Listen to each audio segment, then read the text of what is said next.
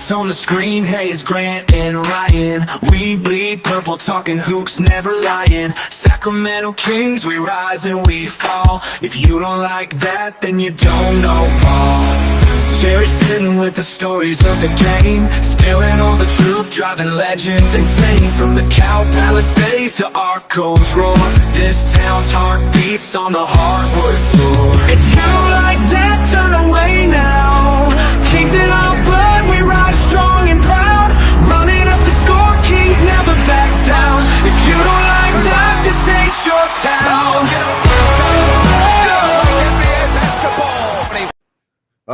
Yes. Jerry, you like that? Man, that was great. Yeah. I think maybe we ought to just play more of that and less of us. It'd be all right. Yeah, I would agree. Yeah, you can lead now, Jerry. We just, you're good. Great. That's big time. Jerry, I was saying after the Miami game, isn't it amazing what one possession, what one rebound, and one shot can do to change the entire reality of a road trip? Had the Kings lost to Miami, that would not have been a good trip, even though you always try to say 500 or better on the road is really good, but not on this past trip based on the caliber of competition. That turned this into a really, really good road trip. Sure did. And, and obviously it's the best team on the trip.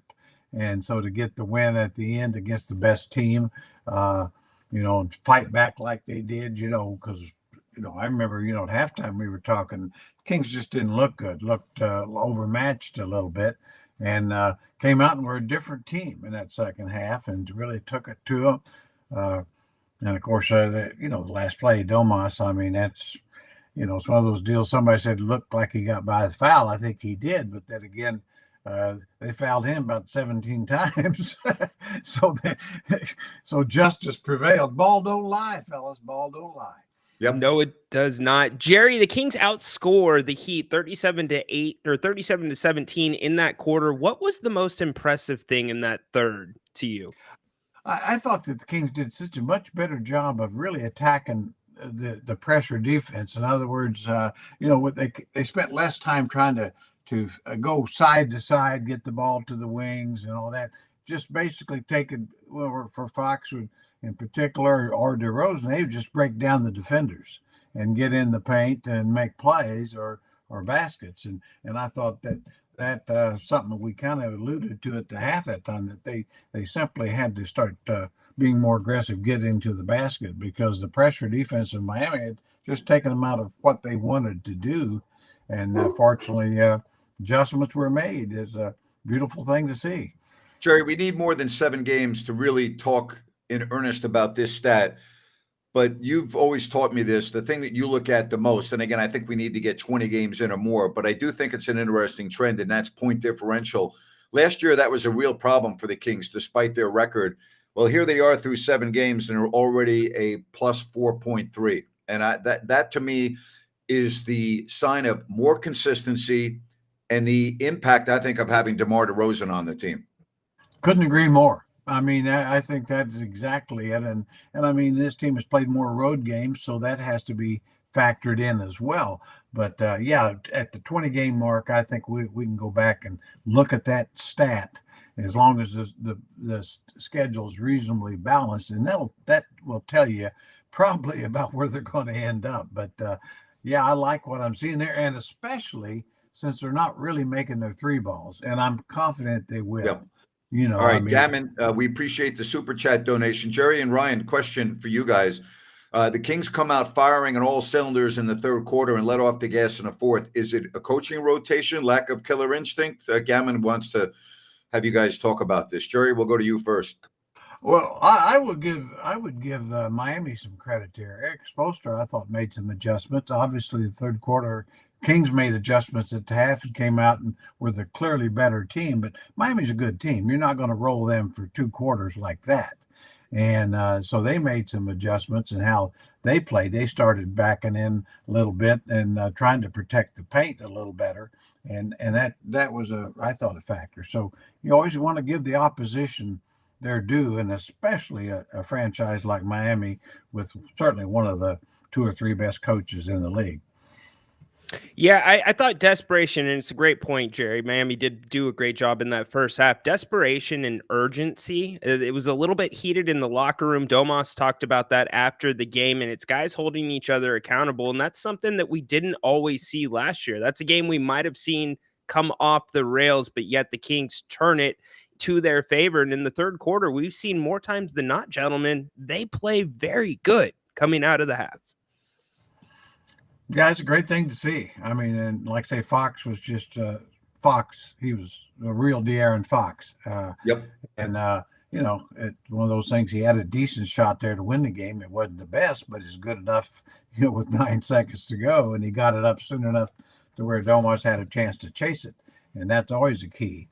Sometimes as fans we think, well, just make sure you get the last shot. No, if you're behind, you want more than one shot. Gammon, thanks for your super chat donation. He said it's not just in the Heat game, multiple games. Gammon, I'll answer it this way. I think we need more of a sample size. I don't think you can really jump to too many conclusions on that based in 7 games. I want to get to tonight. The Kings lost to this Raptors team on Saturday. They do get Kevin Huerter back. He has been cleared to play. But now this is the first home game after an East Coast trip, and we have seen the Kings really stink the joint out in these situations. So I'm looking to see that trend end tonight. This is their first chance after a long road trip on the other side of the country to come back home and take on a Toronto team that record-wise may not be that good. But again, the other night, their last game 48 hours ago, they scored 125 points in Denver. Yeah, they're a pretty good offensive team, even with Yes. some of the injuries they've got. I think so. It'll be, I'm scared to death of the game because just what you said, too many times, coming back off road trips. Boy, that first game back, it's, you can see a lot of flat performances, especially early on. So I think we'll be able to gauge probably what kind of game we're going to see in the first 6-8 minutes, really. Yeah, I think it's a game where, and to your guys' point about them coming out flat, there's not a lot of room for that. If it happens in the 3 ball, I can understand that. If it happens in certain areas, getting to tip balls, I can understand that. But you need to give Toronto a dose of their own medicine of pressure. Their ball handlers are not that great. The Kings have better ball handlers than them. Get up on them, get Keon, give them different looks, use your 6 fouls, as you always say, Jerry.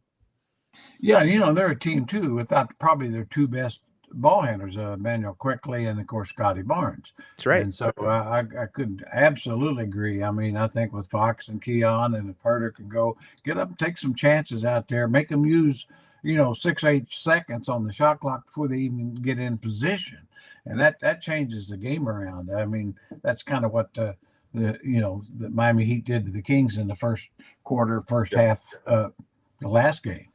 Hey, I want to tell you about Bennett's 3 locations, Sacramento, Roseville, and the West Side Grill. Love the compliments we've been getting here on the show as it relates to Bennett's. Don't forget about their daily happy hour, 2 to 6, their sips and taste. It is outstanding. Their share plates, great prices on the wines and drinks. Check it out. Go to bennettsrestaurants.com. Remember their weekend brunch, prime seafood and steak at Bennett's. Again, Sacramento, Roseville, and the West Side Grill. Go to bennettsrestaurants.com. And remember, if you have any plumbing needs, you need a repair, New Works Plumbing, they are awesome. And they're available around the clock 24/7. You go to sacserviceplumbing.com or call the number on your screen. New Works Plumbing, they've got a fix for you. Once again, that is sacserviceplumbing.com. Appreciate everyone with the messages here on the chat line. Don't forget, Rhino will have the pregame show, the 3 of us back at halftime, and then we'll take your phone calls on the postgame show. And if you missed the show at 3 o'clock that I had with Sean Salisbury, you can go back and check it out at your leisure right here on YouTube, or you can go watch it on X. And I've also put an audio version on our podcast platform, or you can go to my website if you don't like that.com. Jerry, can you repeat what I just said, please? Not a chance. Not a chance. It's like the old concert reads. You just put Jerry in the corner, Dapes. Yeah, it was in front of me. I could read it more or less, but I wouldn't necessarily understand it. Jerry, there was nothing funnier than when we got those promo cards and I would hand it to Jerry, and some of the groups that were appearing, I had never heard of before, let alone did I know how to pronounce it. So when I handed it to Jerry, I knew there was no chance, zero chance that he would pronounce the name of the groups correctly. So we always had fun with that. Oh, we did. Yeah, of course, Rhino, he'd always throw it to me right before, with 1 No second. warning. Right. No warning. Yeah, with no warning. And then, of course, I'd try to read it and act like I knew who the group was, which I didn't, and then try to convince people they're supposed to go see it, which, of course, they could have paid me $500. I wouldn't have went. Yeah, we missed So those good. days. Oh my gosh. Yeah, absolutely.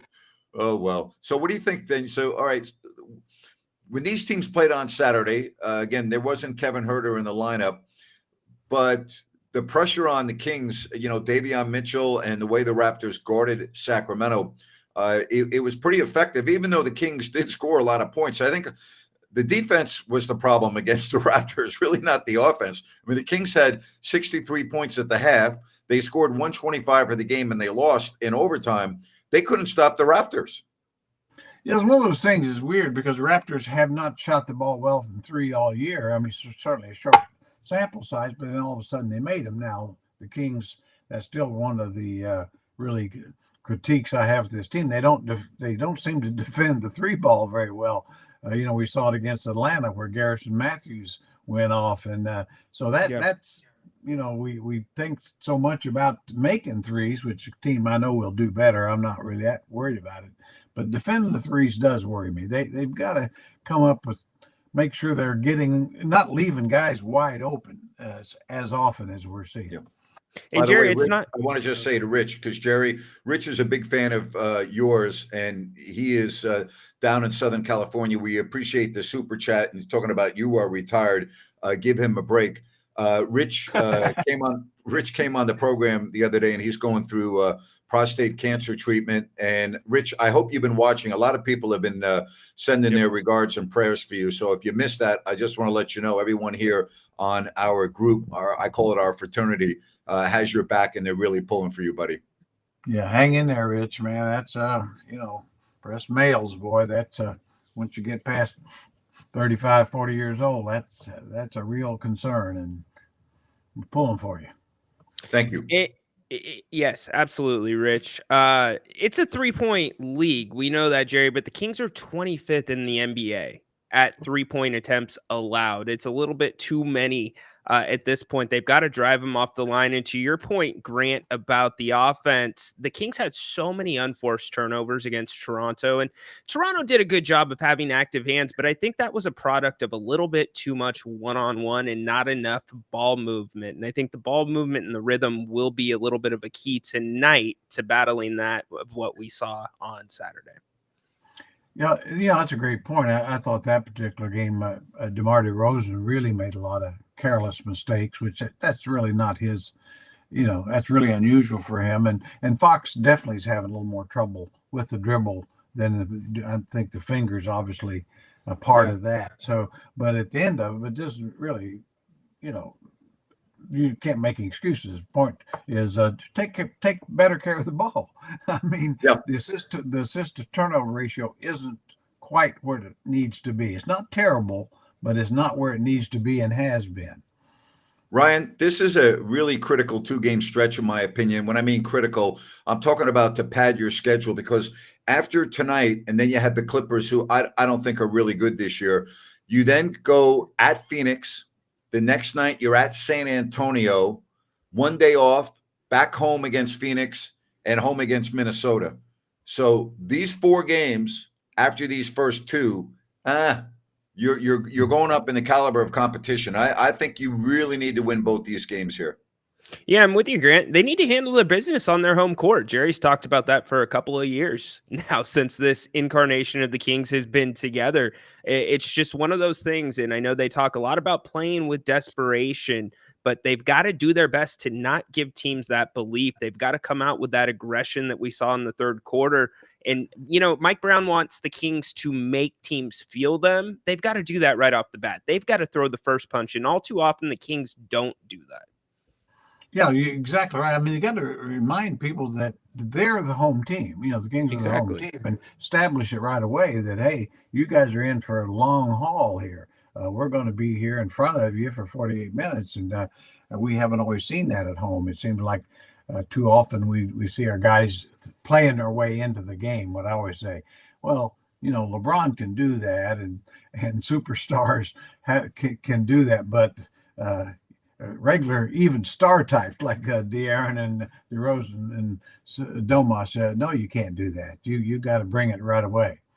John, just so you know, the Kings had a 5.5-hour flight yesterday with a 3-hour time difference. So I know you're talking about right before the game, but like they were in Atlanta the night before. But you got to remember, Toronto played the night before as well. So they are dealing with travel. Okay, I mean, trust me, they're dealing with it. We'll see. We'll see.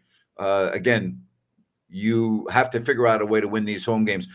I still think, and we talked about this at the beginning of the show, I think DeMar DeRozan is the biggest addition in terms of turning the tide for bad losses against inferior teams. Again, we'll see. Yeah. They've already lost to one inferior team in Toronto, and I'm going by their record without their best player. That can't happen again tonight. Just cannot happen. Yeah, he's been. I just think he's been terrific. And the thing that surprised me a little bit is his passing. Yeah.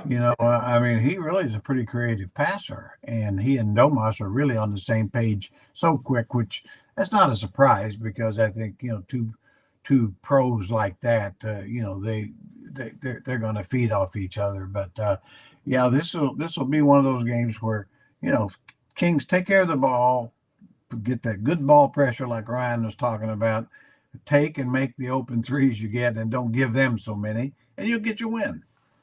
Does long travel distance affect players on the floor? How did it impact announcers and play-by-play analysts? Thank you, Gammon, for your super chat donation. Well, first of all, let me tell you, nothing affected Jerry's performance. It didn't matter whether we got in at 5 in the morning. It didn't matter whether we were on a flight all the way, across the ocean to play an international game. Nothing bothered Jerry. So we're talking about a special human being here. Yeah, really, I was consistent. I wasn't worth a crap any time, so it didn't make any difference. I could have. The reality is that there are times. I could have been driving into Arco. It would all been the same. Gammon, the reality is that there are times during the season that travel affects you. It's part of being a human being, and anyone that tells you otherwise is not being truthful. It happens to the best teams in the league. It happens to the worst teams in the league. It's not really an excuse. It's the reality. It doesn't happen in a 24-hour period where your bodies adjust to a 5.5-hour flight and a 3-hour time difference with one night's sleep. Okay. It takes a little time. So how does it affect players? I would think I could answer it this way. I think it affects everyone differently. And here's the other thing that a lot of people don't understand. Players that are married with families, okay, when they get home, their families need them, and their kids, if you get in at 3 in the morning, want to wake daddy up at 6 in the morning. They don't give a damn that, you just were gone and you flew home all night. They want to see daddy. They want to play with them. They want to spend time. You got a honey-do list. You got all kinds of things. A lot of people do not understand the dynamics of that, particularly for those that have families. And it is part of life. Okay. Like, it's not just you play basketball 24 hours a day and that's all you do. There's also the other part of your life, your personal life, and things you have to do. I think all of that, Jerry, adds into struggling in your first game back from a road trip more often than not. Oh, absolutely it does. And I mean, like I say, then here again, just as when your first game out, which always bothered me maybe more than the rest, is adjusting to the time difference, coming back the same way, you're adjusting to a time difference coming back. And so it just kind of your body, it really does take a few days to settle in. And as you pointed out, I think with even the single guys, it'd be a case of when you're home, it's worrying about tickets and friends and this, that, and the other. And so it's a whole process. It's but hey, that's part of the gig. Every team, every player goes through the same thing. Guys, would you say there's a difference between adjusting to the time difference coming from the East Coast to the West Coast, where it's playing a little bit later according to your body clock, or playing earlier according to your body clock? I've never really thought of it too much, except that I would think it'd be a little tougher playing later due to your body clock. Because the reason I say that is when you go east, you're playing earlier, but you practice earlier. That's about so guys are used to working out and scrimmaging and so forth about that time. So I would kind of see it as a little bit, at least the first night out, maybe be a little tougher on teams uh, going west. Yeah, I would agree. I think going east is easier for that regard as well. I'm right with you on that.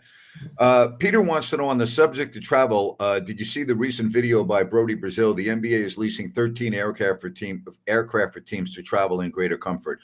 They already have done that. They've done that for years and years and years. The vast majority of teams. Dallas is an exception. There were 2 or 3 others. Almost every team travels on the same Delta 757 charter. And trust me, the players are in immense comfort in their seats. They're fully reclining. They're spacious. They're comfortable. They travel in great comfort. Okay. Dallas has a tremendous plane that they fly on. Again, great comfort. So that's not an issue. The comfort of the planes is a non-issue for the players and the coaches. They are first class, first class, first class.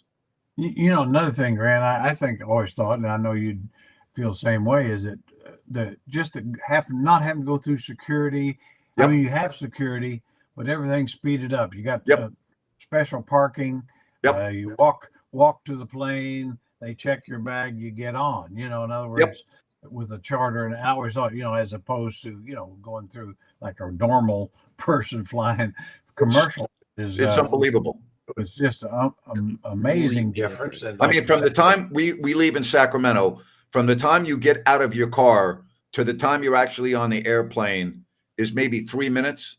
I mean, it's probably 6 minutes for Jerry because he walks slower now that he's was getting older. He's not quite walking as slow as Coach used to walk, but me personally, I would make it to the plane in about 3 minutes. I time Jerry is about 6 minutes and 25 seconds.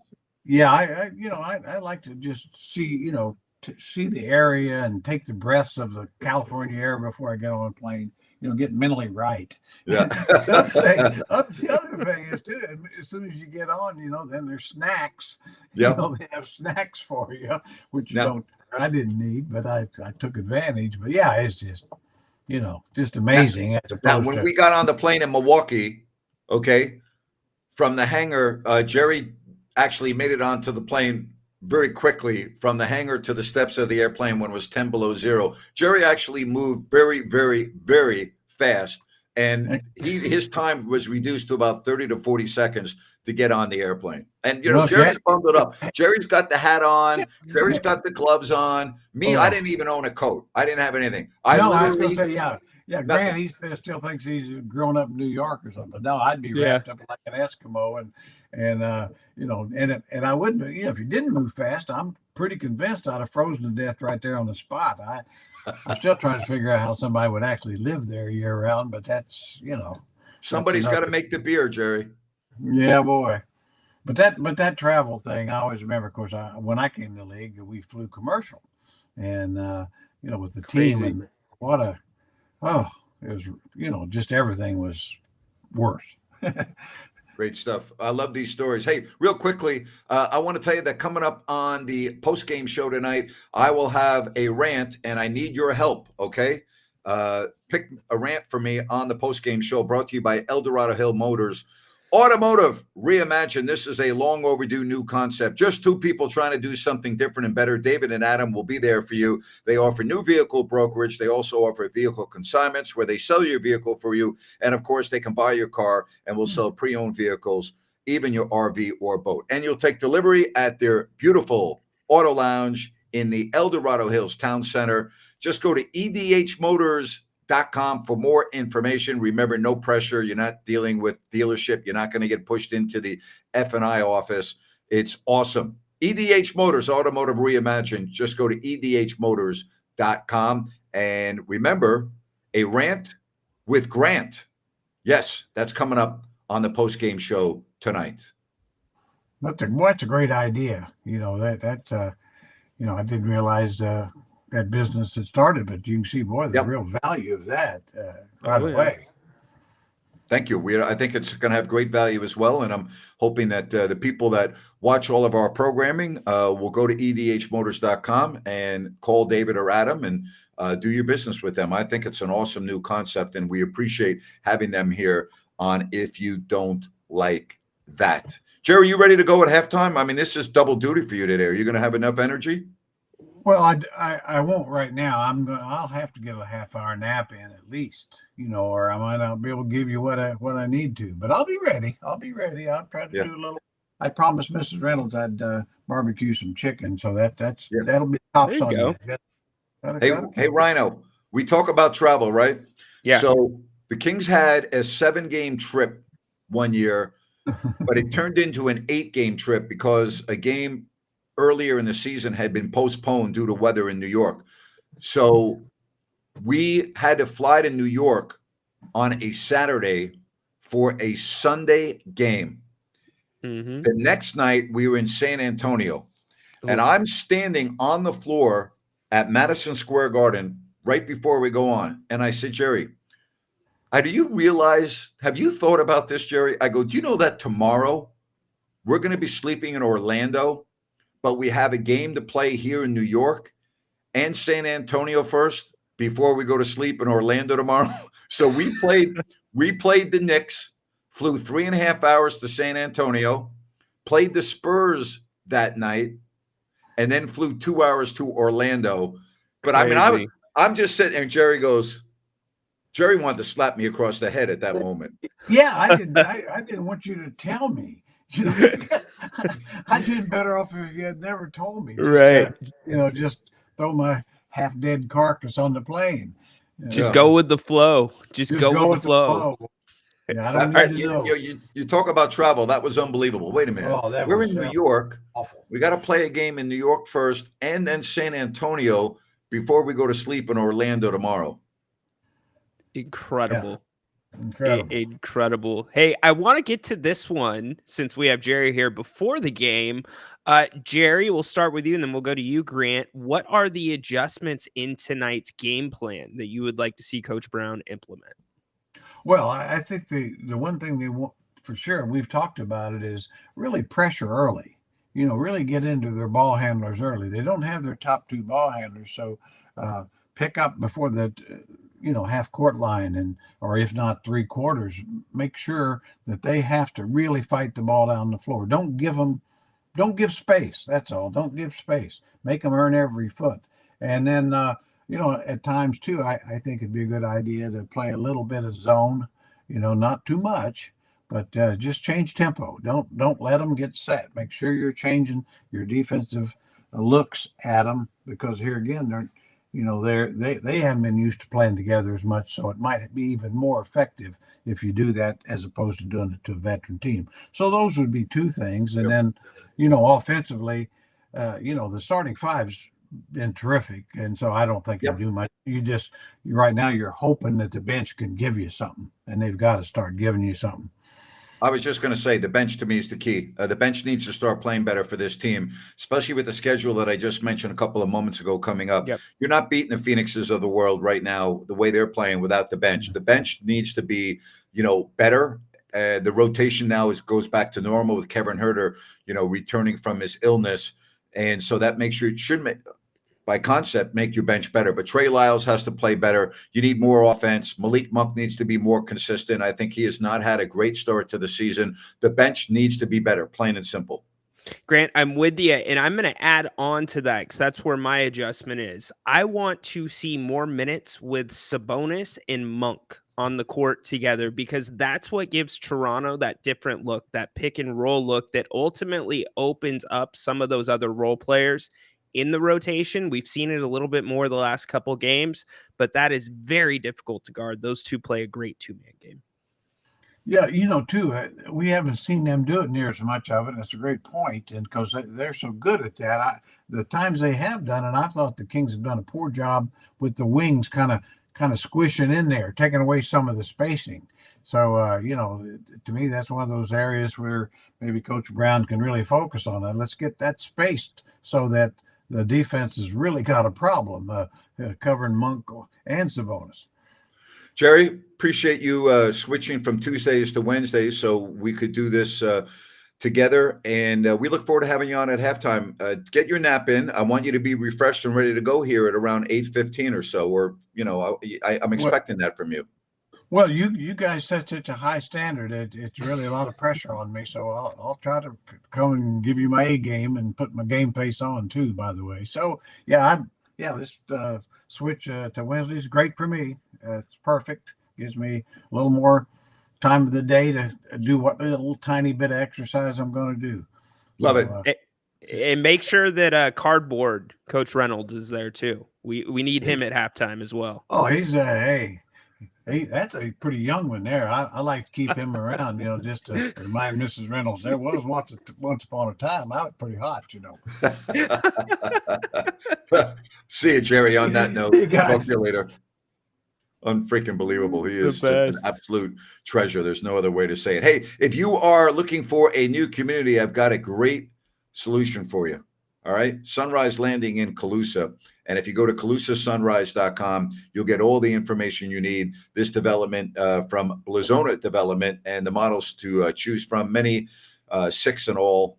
Remember, no Melrose, no homeowners, great location, great access to your major arteries such as I-5 and Highway 45, Highway 20. It's Sunrise Landing. Go to ColusaSunrise.com. You'll get all the information. That is ColusaSunrise.com. And you can check out Sunrise Landing. Rhino, looking forward to your pregame show, and then you'll join me and Jerry at halftime, and then we will take your phone calls on the postgame show. Hey, please give us a thumbs up. If you have not yet subscribed, please subscribe to the channel. That way you know when we are doing our programming. We've got a lot of content coming your way. There's the QR code for you. We would appreciate that, and we look forward to the Kings and the Raptors and the beam being lit once again tonight. Damn right. We will see you back at 6:15. Fun show, Grant. Fun Awesome as show. always, having Jerry. Love having Jerry on. Love your support. Thank you for all the super chat donations. We'll talk to you soon.